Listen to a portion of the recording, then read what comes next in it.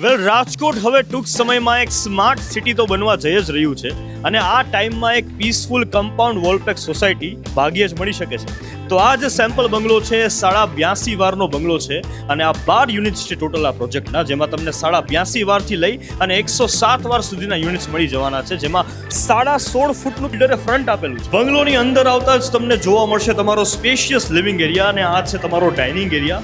Dining એરિયાની બાજુમાં જ તમને એક સ્વીટ કિચન જોવા મળશે, જેની અટેચ જ વોશ એરિયા પણ તમને મળી જશે. અને ગ્રાઉન્ડ ફ્લોર ઉપર તમારો ફર્સ્ટ બેડરૂમ તમને જોવા મળી જશે, જેને તમે ચિલ્ડ્રન રૂમ પણ કહી શકો છો, જે 9x10નો બેડરૂમ છે. અને બેડરૂમની બાજુમાં જ આ છે તમારો સ્ટોરેજ એરિયા. જઈએ ફર્સ્ટ ફ્લોર ઉપર, તો આ છે તમારો સેકન્ડ બેડરૂમ, જે તમને 16x10 ફૂટનો બેડરૂમ મળી જવાનો છે અને અટેચ વોશરૂમ પણ આપેલું છે. So this is your third and master bedroom, જે તમને 16x11નો કિંગ સાઇઝ બેડરૂમ આપેલો છે. અને માસ્ટર બેડરૂમ છે એટલે વોશરૂમની સાઇઝ પણ ઘણી મોટી છે.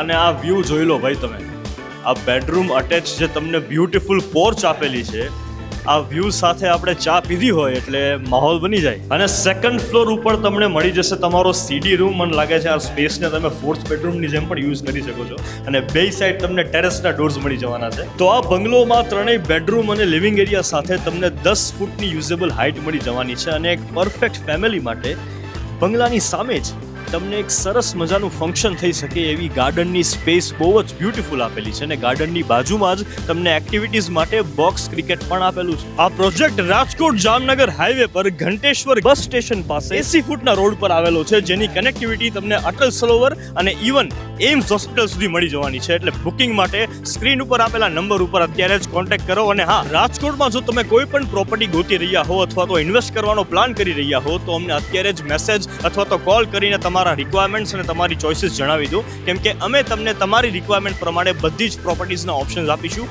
અને એ પણ કોઈ પણ બ્રોકરેજ વગર. બાકી આપણે તો મળતા રહીશું રાજકોટ.